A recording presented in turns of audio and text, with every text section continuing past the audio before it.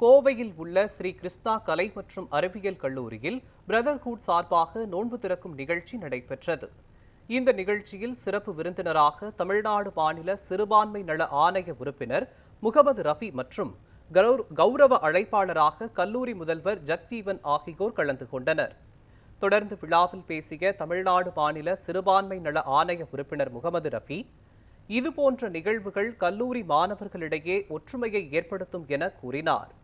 தொடர்ந்து நடைபெற்ற இப்தார் விருந்தில் கல்லூரி மாணவர்களுக்கு பேரிச்சம்பழம், நோன்பு கஞ்சி மற்றும் பிரியாணி வழங்கப்பட்டது.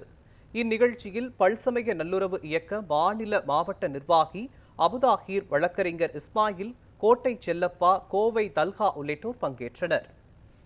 Arts and science Krishna college மாணவர்கள் தொடர்ந்து 17 ஆண்டு காலமாக தொடர்ந்து சகோதரத்துவத்தோடு அனைத்து மக்களோடு மாணவர்களோடு இணைந்து ஒரு மத நல்லிணக்க ஒரு நோன்பு துறப்பு நிகழ்ச்சியை நடத்தியிருந்தார்கள். இந்த நாட்டில் சகோதரத்துவம், அமைதி, நல்லிணக்கம் பேணுகின்ற வகையில் இந்த நிகழ்ச்சி இருந்தது.